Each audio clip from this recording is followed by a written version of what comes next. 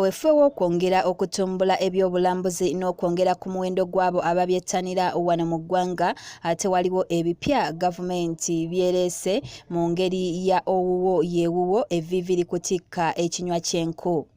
Kino kyeyolekedde mu kutongoza akabondo k'abasigansimbi abagwira saako abakuno abagenda okugenda mu bitundu by'obuvanjuba bw'eggwanga okuteekayo ebinaasikiriza abalambuzi omuli okuvuga eggaali, okuwalampa ensozi n'ebirala. James Lutalo nga ye Director wa Tourism, Wildlife and Antiquities ategeezezza nga kino bwe kigenda okuyamba gavumenti okwongera ku bungi bw'emirimu nga ne bannayuganda abali emirimu egy'enjawulo bakuganyulwamu nnyo.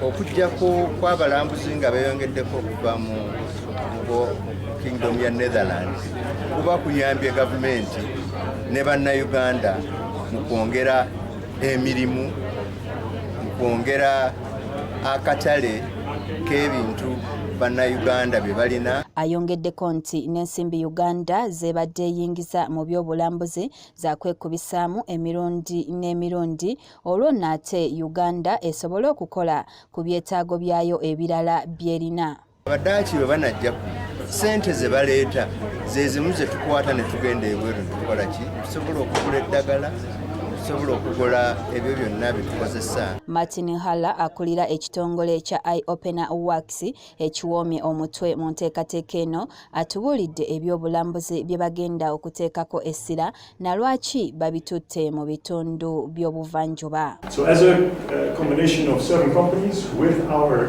Ugandan counterparts, we feel we have a pretty well-rounded offer to really take active and adventure tourism in Uganda to the next level.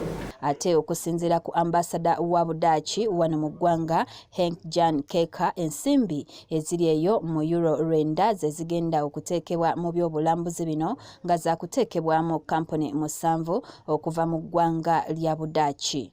Wabula ono yennyamidde olw'abannayuganda abatetanidde bya bulambuzi biri mu nsi yaabwe kwe kubakoowoola ku mulundi guno bino bye baleese babyettanire. It's a pity. I mean, I meet so many Ugandans when I tell them, you know, I went to Mount Elgin, I went to India, and I hear too often oh, I've never been there.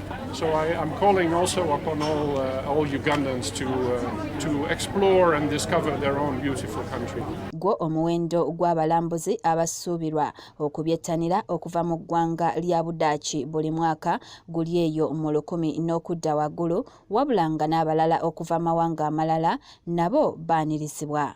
Kalungi Betty, Delta TV, Amasukkulumu.